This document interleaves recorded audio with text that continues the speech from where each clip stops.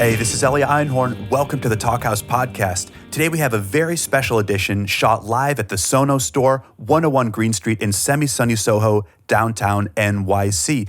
This is an edition celebrating New York, celebrating Sonos' birthday, and celebrating the release of Lizzy Goodman's new book, Meet Me in the Bathroom, Rebirth of Rock and Roll in New York City, 2001 to 2011, out now on HarperCollins. Lizzy is our guest. Joining her, we have Kip Malone, he of TV on the Radio and Ice Balloons. We also have Brian Chase of the Yeah Yeah Yeahs and Beach Creeps. Now, the book includes interviews with over 200 people. There's Vampire Weekend, LCD Sound System, the Yeah Yeah Yeahs, the Strokes, all of the names you know. There's also managers, groupies, models, movie stars. To kick this off, let's have two people who lived it. Hey. Hello. Hi. What's up, guys? How's it going? Pretty good. Yeah. How are you? I'm good. I was just looking at Thurston's tape wall and thinking about cassette tapes and the passage of time. So, that's all. Yeah. Just a little contemplating of From real music to real. history. Yes, from real to real. That's good. How are you, Kip? I'm good. Good. So I wanted to talk at the beginning. I think I'm very interested to hear about what you both are working on these days. We're in New York City, the sort of epicenter of culture in a lot of different ways, and certainly the epicenter of the beginning of you guys' musical experience, at least as far as many people know. But there's sort of the tendency to look backwards, but what about looking forwards right now? Like, what's going on for you creatively these days, Kip?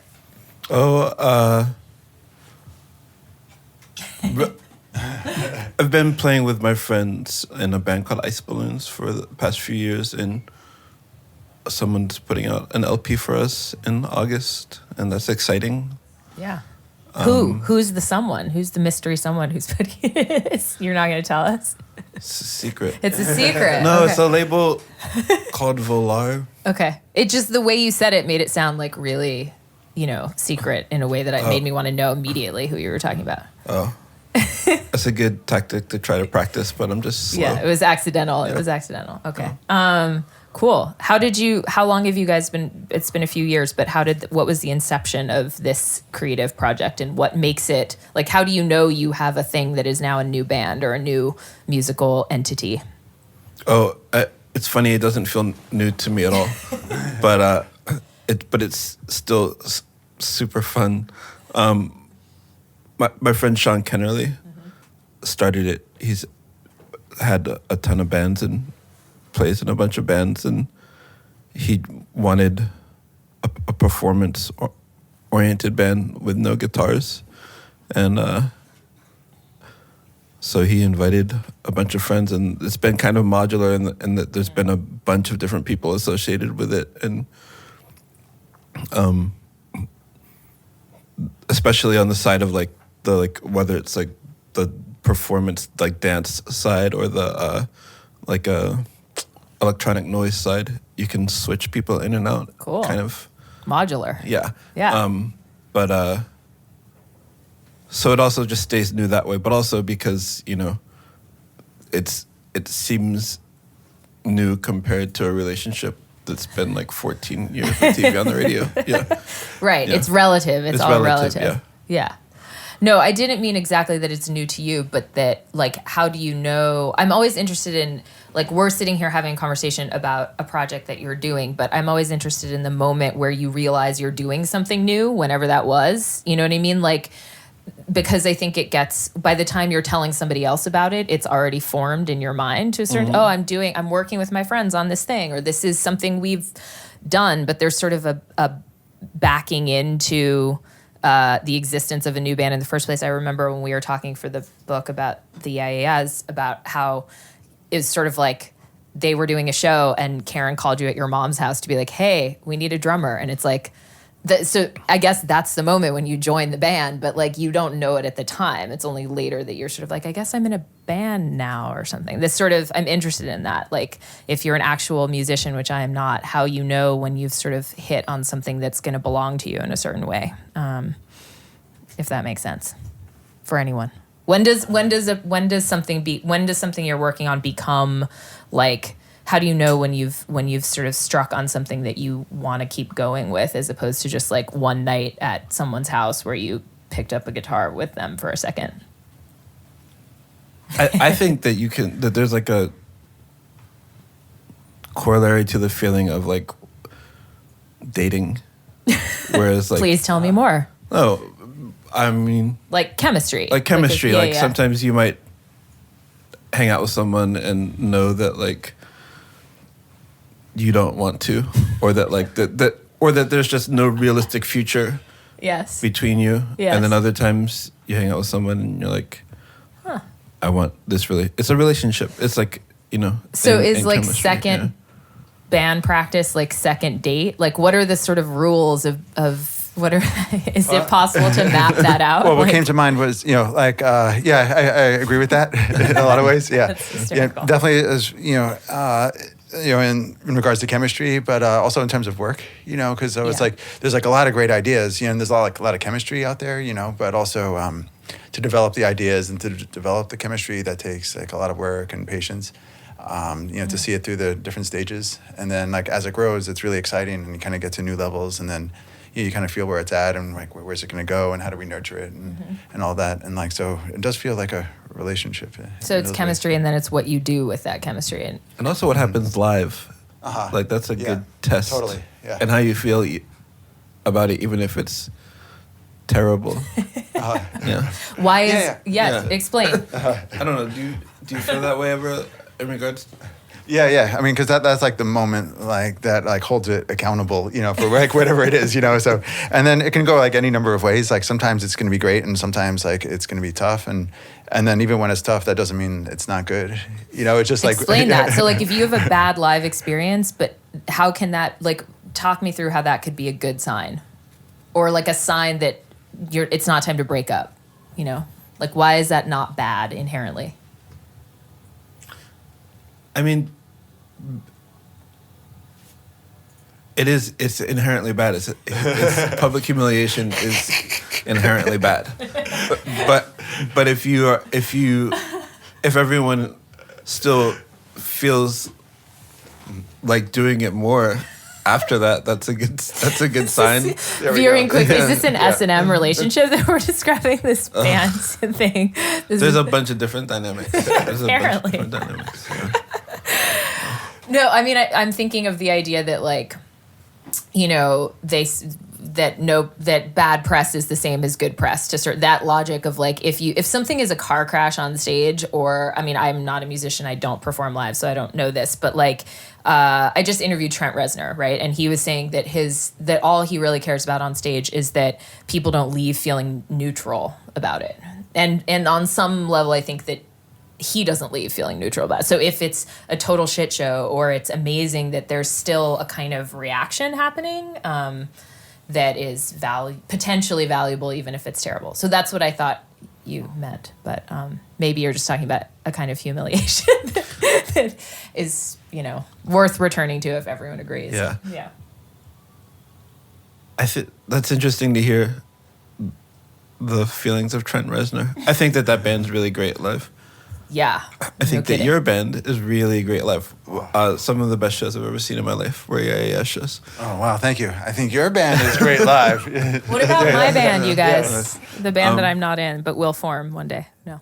But not to like turn it into a circle jerk or. Well, but what do you do you remember an early Yeah show that you saw that you loved? Like what? They took us out on the road. Yeah. Like we'd played a couple of gigs outside of New York City, and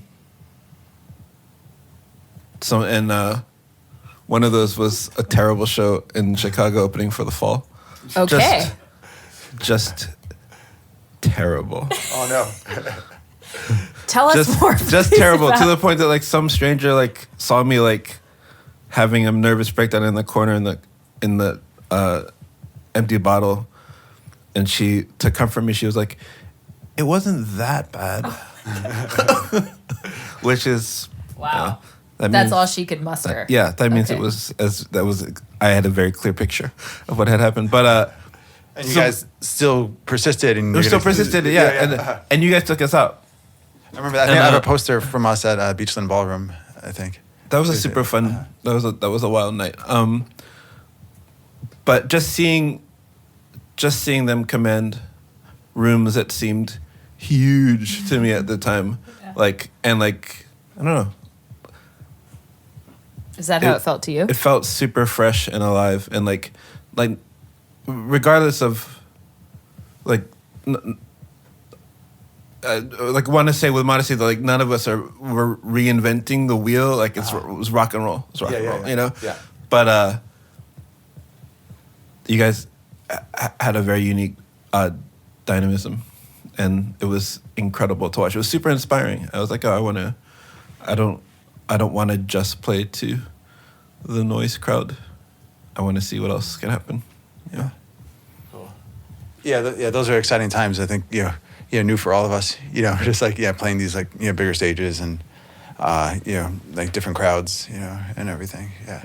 Do you remember those shows as feeling like you could command that room? Like, or, I mean, you know what I mean? Like when you're the person actually doing that, it might seem like you're able to do that to an outside observer, but maybe doesn't feel that way, but maybe it did. I mean, how did it feel in the tour that you're describing? Like, were you aware of Yaya's power at that point?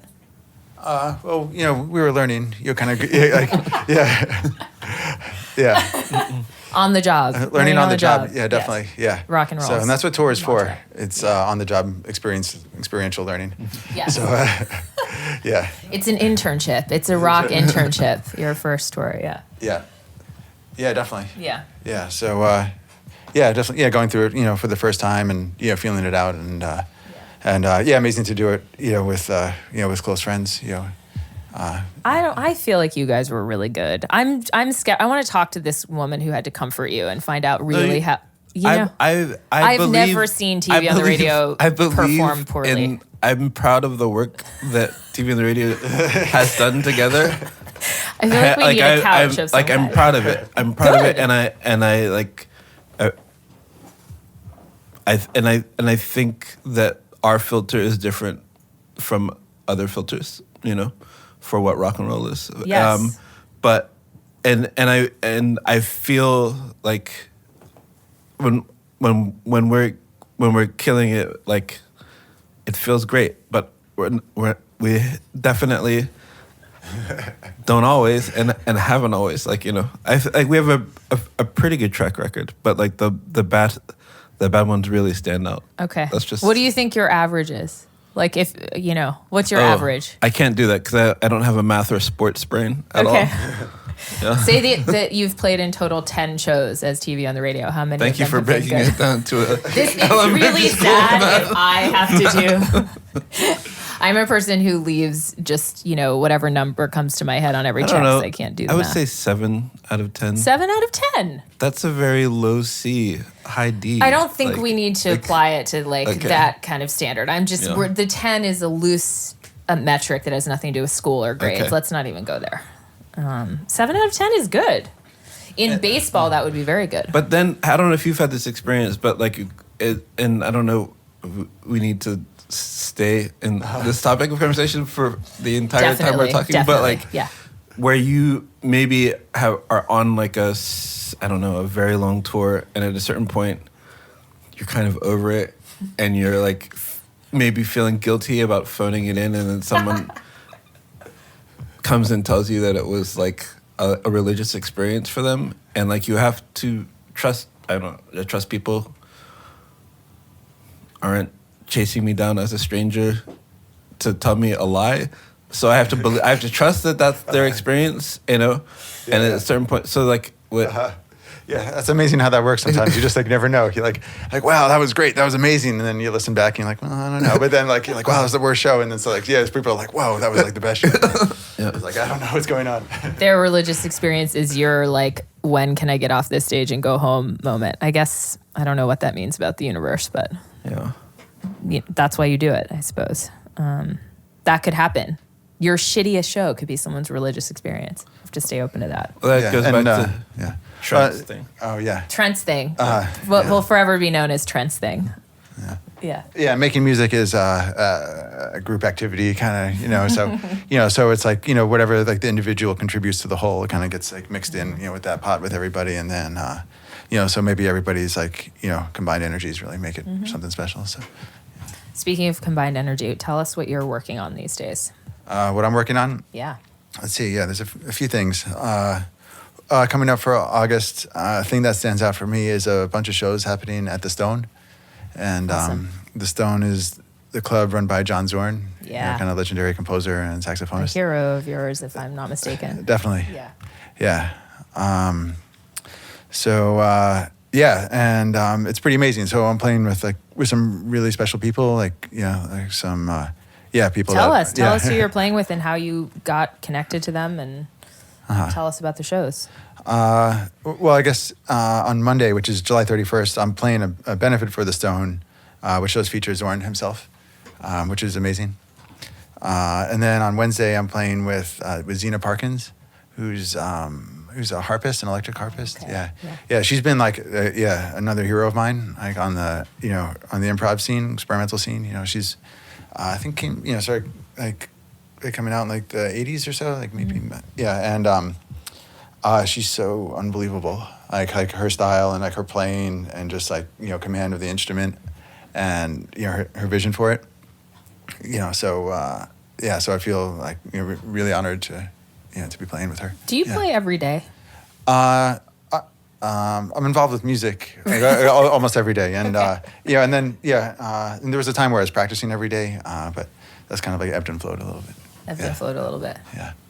That's interesting. Because it feels like you have so many different sort of, I don't know, tell me if this is right or not, but it feels like you have a lot of different sort of channels that you plug into creatively. And I'm interested in how you sort of, like, obviously you have come from a sort of conservatory background and a kind of, the role of learning an instrument was like done in school and to some extent, and then also not. I'm just interested in how that affects your process in terms of staying connected to whatever you're making at the time. Like if you're sort of, I know some musicians that kind of go to the office every day. It's like I do, especially drummers, just to stay, I don't know, limber is the word that's coming to mind, but I'm interested in that process for you. Like how much do you need to stay connected to what you're working on, and how does that change if you're working with Yaz stuff or with other projects?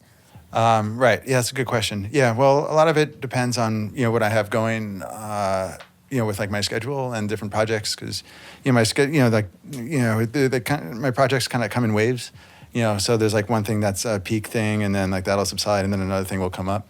So that'll influence my work schedule and where I focus my energies. So there'll be a time when, where it's more about playing. So I have to, so I'm really excited about, developing as a drummer and musician. And that's kind of endless, and I'm a huge, jazz fan. So I constantly kind of like going back to that tradition is like, always inspiring me to, move forward. And, and then there are times when, I'm like working on more like post-production, like editing music stuff. And so it's like, and then like New York's also amazing because it's like a home base for so many different music communities, so for like experimental stuff, for jazz, for rock, for like sound art. So, it's all kind of happening here. And then, so living here and being kind of like tapped into the different music communities, keeps giving back. So when people say that, New York is, I don't know, burned out that way right now, that doesn't resonate for you. Like, or does it? I mean, well, it depends. I always feel like there's so many like layers happening simultaneously. Right. New York always has amazing music and art going on, like no matter what. Like it's always there and it can always be found. But from some perspectives, it's not there. So I think but I think in those cases, people are looking through like a more with a more narrow scope. Mm-hmm. So if people, expand or kind of like shift a little bit to like one side or the other, then, they'll find great stuff going on. Yeah, you have to look. Do you live here? Do you live here full time? Yeah. Yeah. It's okay. We can say it. Yeah. It's like, yes, I do. And how do you feel about the sort of tenor of the city creatively these days? I think that I don't know that I have the best gauge because I'm less willing to to really dig right now. I also feel like it's like an age thing. When I was in my early 20s living in San Francisco, my level of responsibility was so low, and like what I could survive on was so minuscule that like I didn't need a budget to make records or to paint or do photos or work on film projects with friends. It was just like I had all the time in the world. I only had to work a couple days a week. I didn't eat like equal amounts food and drugs, and the drugs were free because why were the drugs free? Because my mother raised me right. You were a hustler. Just you don't want to. I always felt like you never want the number for a connection because you don't want to. Rules by Kip. Don't do math. It was a way. Never learn the number of your connection. Don't do math. Don't do math. I mean meth. Don't. But don't actually. That's not a joke. Also don't. Also don't. Is the one thing too. Yeah. Actually, the one. Actually, the one. Yeah. But as I get older, regardless of the city, like my level of energy, fighting it as much as possible, but like inevitable like cynicism of what I've heard that before. Yeah, sure. Which I really like is a poison, but it's a real thing that I have to fight to just not get jaded. Yeah. And then also just like I have a kid. I have like my time also is like my level of interest is like expanded, and I'm looking at different things and paying attention to different things. But I say all that to say that like I'm sure that there's still things happening here, but also the city is morally expensive, and it's in no way looking to support artists. Like it's not interested. Yeah, that's really a good way of putting it. Yeah. I think. Yeah. Yeah.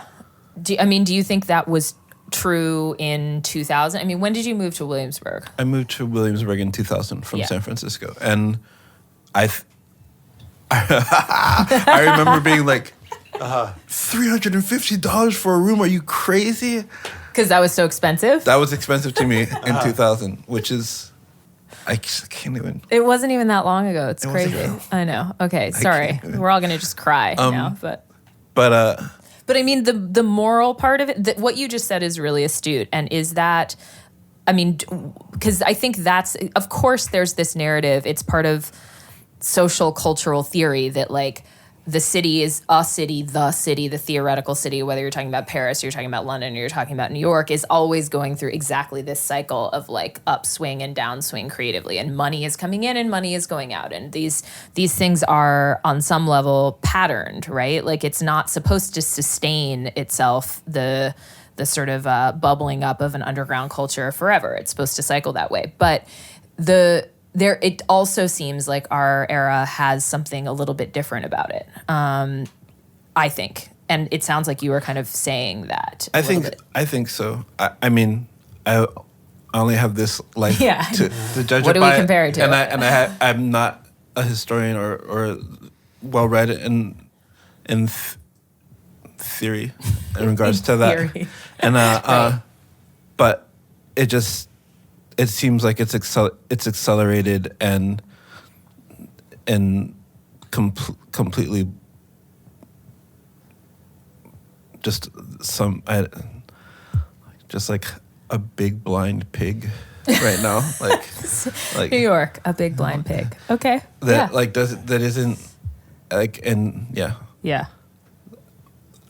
It's amazing to me that people are able to have the time to like that aren't rich to support themselves and make creative work. Like it's very daunting. Yeah, it's very daunting. Is time the real commodity? Do you think? Like, for either time in place?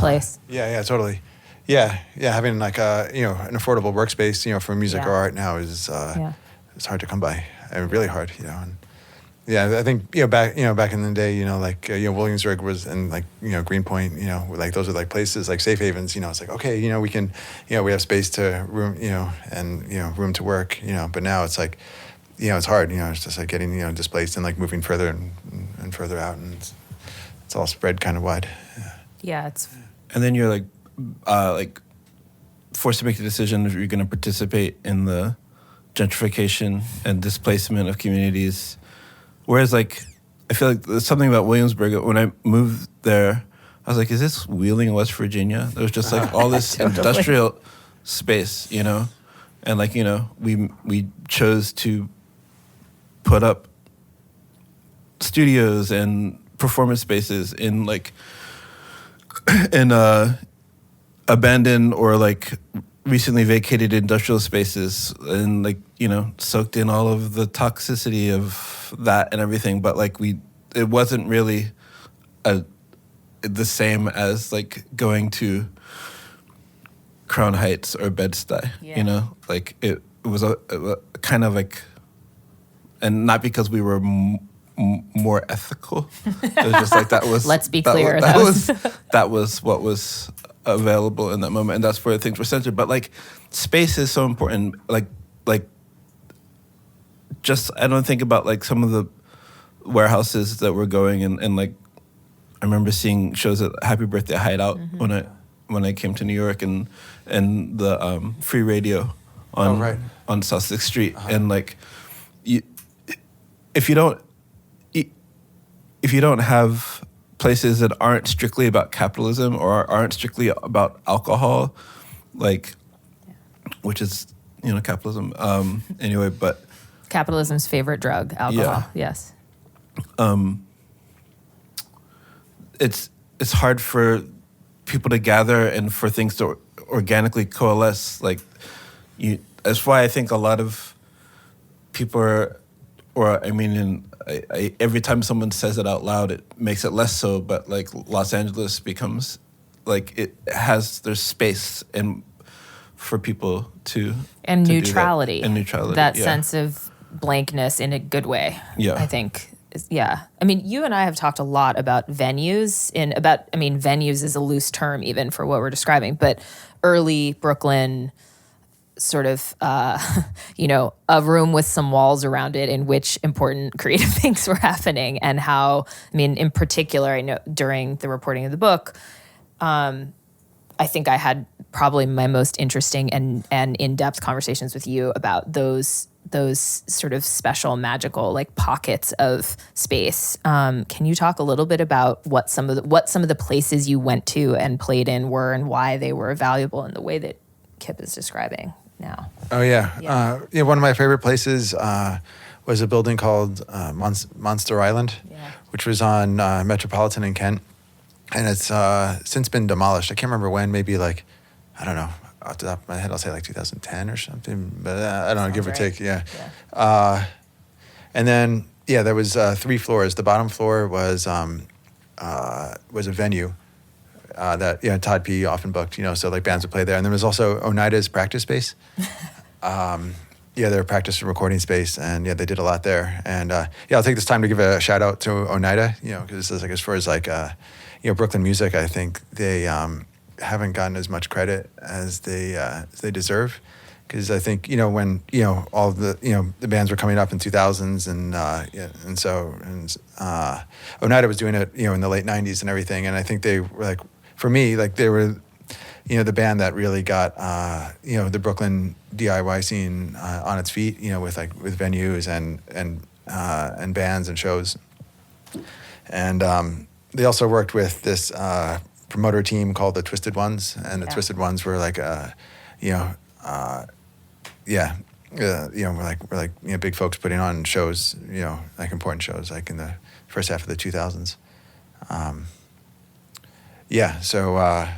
So Monster Island had Oneida's practice space, and then also on the second floor it had on the ground floor it had Secret Project Robot, which was an important gallery space, and they also did shows. And when Yes did our 10-year anniversary, one of our 2 anniversary shows, we did it at Secret Project Robot.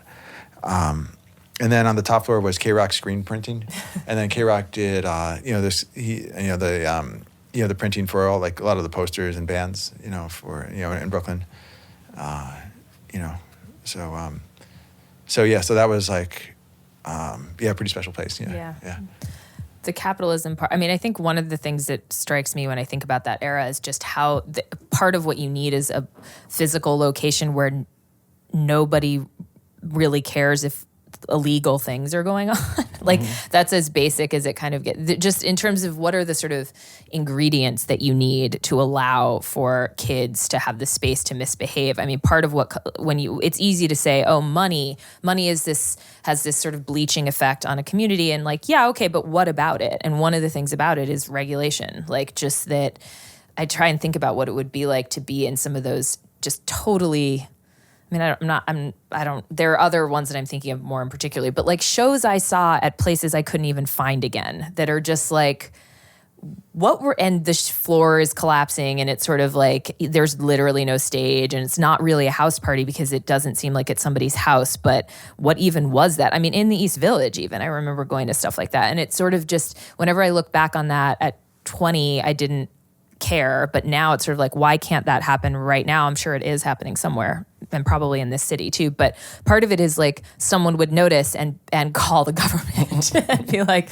you can't do that here. I think that's probably a very obvious thing to say, but one that comes to mind when I think about how, because in promoting this book that I've written, everyone keeps asking me, is New York going to come back? And like, what has really changed? And I don't know the answer to any of that really, but that's one of the things that comes to mind is like, nobody was paying attention to what we were doing in quite the same way that it feels like people are now. But maybe if I was 20, I would be like, that's hilarious that you like grown up old person think that, because I hope that's true.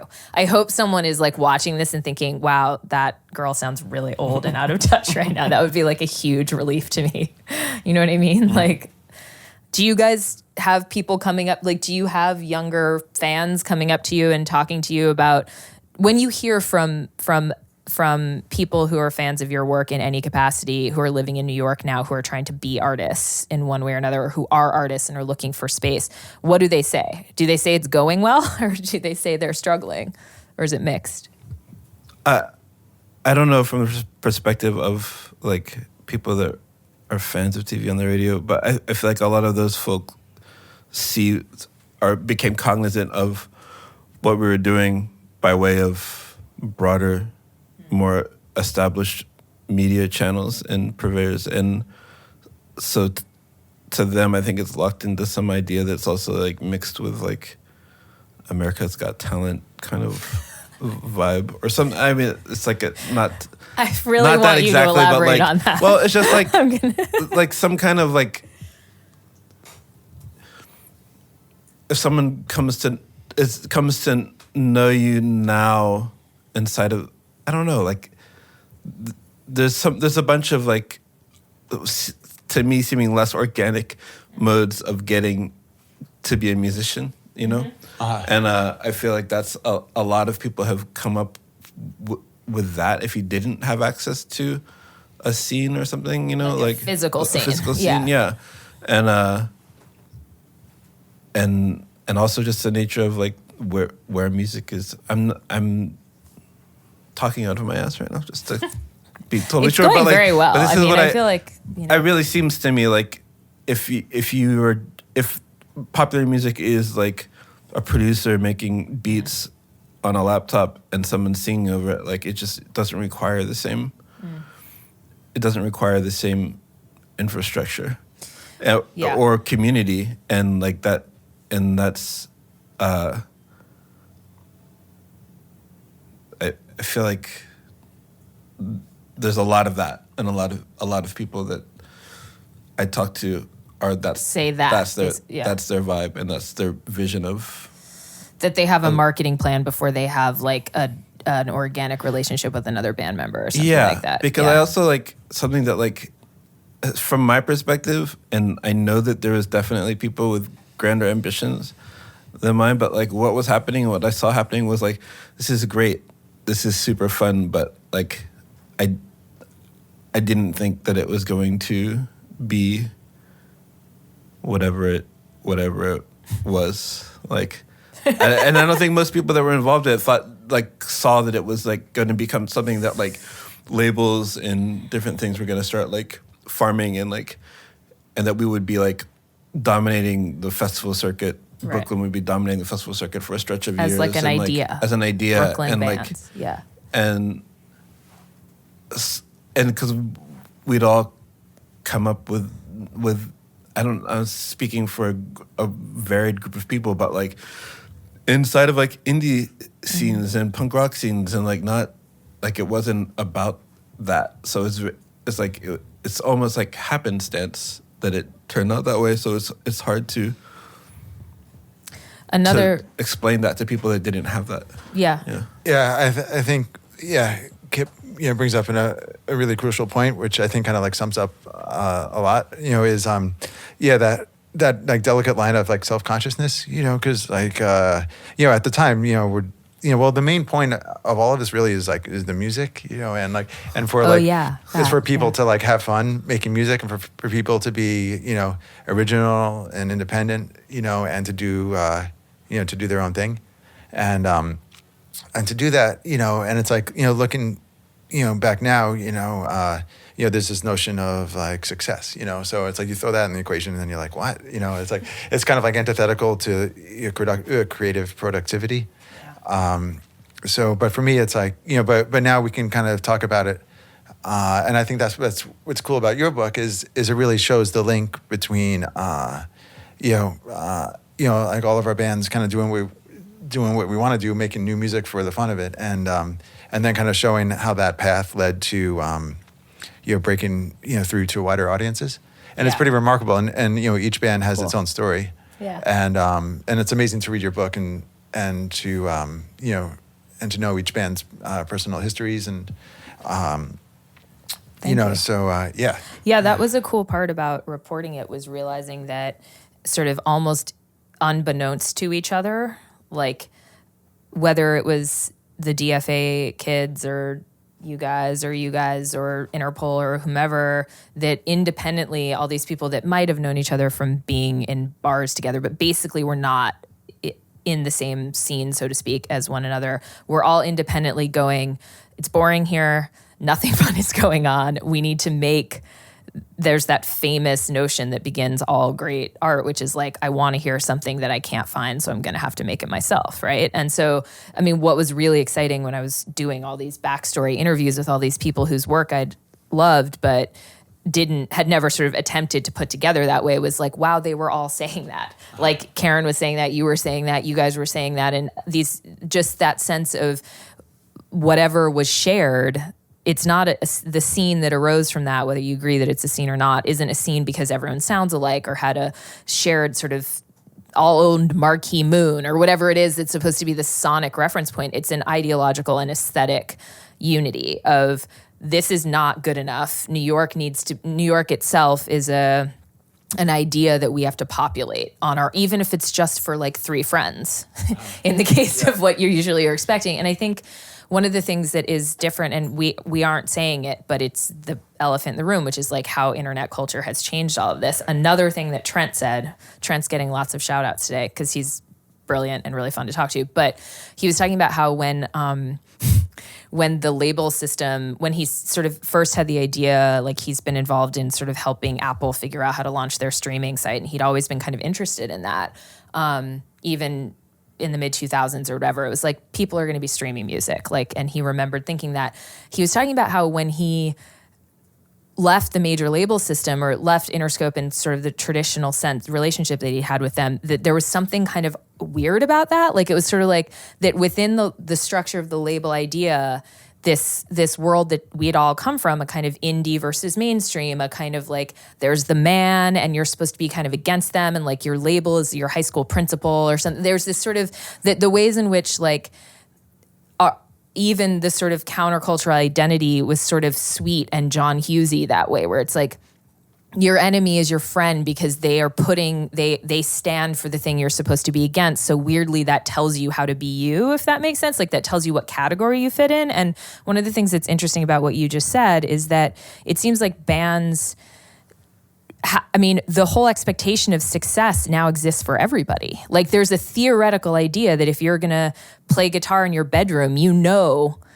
longer, as opposed to in our immediate era, and again, I'm not a musician, but you no longer have that sort of system to inherently keep you in your place in a way that maybe ultimately frees you, if that makes sense. Like, you know, it's possible that whatever, like some scout that isn't even a label scout anymore might email you and say, you're a genius, and nobody knows that. Whereas I don't think that was the case for bands forming in our era. Like, you knew for the most part, you probably weren't going to be on the cover of Rolling Stone. And there was an inherent sort of like identity politics rejection of even the idea of that based on making something for yourself. That's kind of long-winded, but I mean, thoughts? Does that sound right? You guys are the actual musicians. So, I mean, did it feel like success was a possibility? And is part of what we're talking about here the loss of that? Like the idea that now success is inherently a possibility, so that sort of levels the playing field in maybe a bad way, identity-wise or ideologically?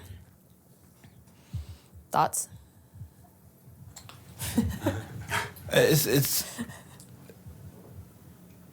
I definitely like to, in all honesty, when I heard the roughs of the Young Liars EP and like the process of it being recorded, I was like, oh, this is definitely going to please more people than the abrasive stuff that I am interested in making right now. And so like it was when I got invited to play with TV on the radio, I was like, well, this is something that was clear to me. It was just like, this has a chance at like a more widespread success than a lot of the more out there stuff that I was doing. Hats off to Iran and Fall in Love, two of my favorite musical projects ever. Hats off. Did it feel commercial to you? It felt more commercially viable yeah. than anything I had been engaged in before. But it also like sounded like something that I thought was great. I thought that Tunde's writing on the Young Liars EP was some of my favorite lyricism that I had heard of any contemporary. So I was very excited to like engage and write with. But was there a part of you that was like, well, wait, I am not a person who's in, like, this is a risk on some level because it might be liked by too many people? Yes, but then also like, I don't know. It was also exciting to be doing something that was like, I also like have in my mind the idea of like what was for our generation classic rock and like popular rock. There was definitely like garage scenes in the 60s and like what, you know, the VU wasn't considered the great band that they were when they were making music, but there was also popular music at that time that was good music, you know. Like, we know who Nina Simone was because Nina Simone played around the world and was a celebrated musician. Yeah. Like, we know there's so many, like, the Coltrane, like there's, like, so many things that were, like, pushing the boundaries of what was, like, popular music. So the idea to me that, like, something I didn't have the thing in my head that, like, something like ew or I had it a little bit, but like I also knew that it's possible to like do something psychedelic and real and have it be something that a lot of people got to hear, you know. But I don't know where that Brian. Well, okay, yeah. No, well, that's pretty amazing about it being like psychedelic and real and like people hearing it, because I think that's like because I was thinking about this today and thinking about the time period, and like like it's TV on the radio and like the bands from your book and about the idea of it being like more like accepted by the the mainstream, in a way we're more popular. I wouldn't even say we're popular, but like on the popular side, we're on, definitely alternative, Yeah. But I like to think of it in the broader sense of like from the perspective of the general public, and how like the general public like really feeling like like ready, being like thirsty for. That these kinds of sounds like something like psychedelic, but also fitting into more of like in more like a pop context, more like song structures, and having Karen as like a really strong character and like a bold woman, like right there, it's like some people like thank you, and then like how that was kind of happening on a larger scale was really awesome. And that hunger for something to be less boring was not just localized to like it turned out evidently that a lot of people were feeling the need for that in a way that has played out. And sorry to interrupt. No, please. No, I think to go back to your questions of success, and I think that kind of comes from people's perspectives and where they place emphasis on themselves, it's crazy with like social media, like everything feels so much more accessible today. It's like you have all of your favorite, pop stars on Instagram and and like Twitter, so you can, it's like so close and so far at the same time, so it's like, as like a, young musician, it's hard to, to figure out like one's place in that, I imagine, but if the emphasis is placed on, success and following, trends and all this thing, that's a very dangerous road, in a lot of ways. So, but I think what really like stands out, for music, with like integrity is like, is like that connection to one's own self, really connecting to like a, deeper place and, something, that has, values that really, that speak up in a good way. I think that's, that's what I love in Yaya's music is, it's like kind of like, that passion, that we have, and we really love what we're doing. And, but, also at the same time being like really excited, musically, by the sounds that we're making and all of that, and and the same thing, with TV on the radio. It's like, sonically, it's like, so interesting, and the songwriting is so good, and like everything is like, really smart and passionate, so. As a fan of both bands, just going to shows when I was young and did not work in this industry at all and didn't have any of that, like what I remember thinking is, especially with Karen as like a woman on stage, was like, wow, she needs to be here doing this as much as I need to be here doing this. And I think that is important somehow. It's what you're talking about where's the inception for this really? Like, where's it coming from first? Is it coming from an expectation? And when you inherently know, this isn't a knock on younger artists, because like when you inherently know all day long from visual cues from the internet and all kinds of things about how something could be received, it warps. It inherently gets into that process. Like I knew Karen she had to do this, it was like, or she couldn't live, and that's how I felt, and so it felt communal in that way. And for TV on the radio too, for sure. Those early shows just blew you away. So it's and the later ones, but especially when I was that age. But it's weird. So like we were talking about communities because that's essential. Because I think like in your book, you were talking. It's all about community, and just like being part of a scene and how that leads to other things, So, but it's weird now that there is this like internet community and it's like online. So, but there needs to be like a heavy filtering process, with that, I think, so because people really need to stand out as individuals. So it's like, so some stuff that like people hear is gonna be good, but a lot of stuff is not. So I think, it's easy to get overwhelmed. Overstimulated and kind of understimulated at the same time. Cool. I'll just Hello, sneak sir. between you guys and awkwardly this? perch. Again, I'm Elliot Einhorn, host and producer of the Talk House podcast. Kit Malone, Lizzy Goodman, Brian Chase, thank you so much for joining us today. Here at Sonos. Thank you for having us. I have one question. If we could just get a quick answer from each of you. So much of this conversation was based on these sort of, to use a cliched term, the sort of heady days, 2001 to 2011, that you focus on in Meet Me in the Bathroom. And sort of the magic that was there. And we touched upon these issues that have become very, very serious in New York City life. And when I say New York City life, I'm including all 5 boroughs here. So gentrification, a huge issue. The cost, just the financial cost of living here, a huge issue. But I want to ask you guys, as New York lifers, what keeps you here? Brian, we'll start with you, man. Well, for me, I'm definitely involved in a lot of different music scenes. So especially for the experimental stuff. This is kind of like home base. Yeah, and also So and family too. So yeah. I live upstate now, so I don't live here But anymore. you told me you're coming back. I think I'm probably moving to LA.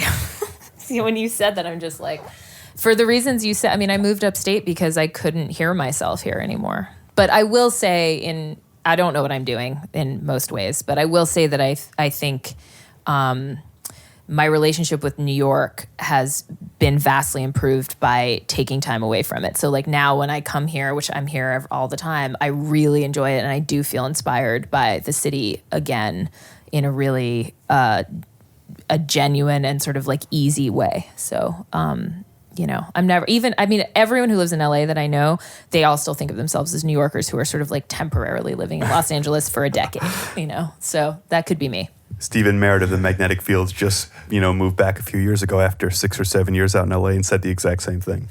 Yeah. Kip, what keeps you here, man? I have a teenager who is in school on the East Coast, and that's why I moved here in 2000, was because I was having a child with someone who was not coming back to California. But my teenager is almost grown, and I don't know that I'll stay. But I will say that I feel safer in New York City than I feel anywhere in the world. Definitely anywhere in America. There's even as my neighborhood gets like